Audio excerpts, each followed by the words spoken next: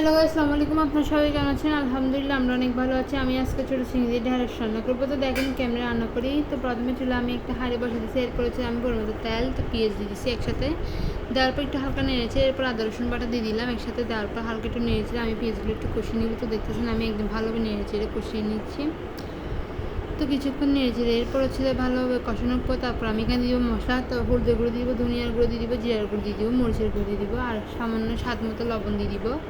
তো সবগুলো দেওয়ার পর তারপর হচ্ছে আমি এগুলো মশলাগুলো ভালো করে নেড়েছে মিক্স করে কষিয়ে নিব। তো যেহেতু আমি এখানে অল্প পরিমাণ পানি দিয়ে দিব, তো যাতে ভালোভাবে কষানো হয়ে আসে সেজন্য আমি এখানে পরিমাণ মতো পানি দিয়ে একটু কষিয়ে নিচ্ছি। তারপর ছোটো চিংড়িগুলো দিয়ে দিলাম, দেওয়ার পর হচ্ছে ভালো করে নেড়ে ছেড়ে নিচ্ছি।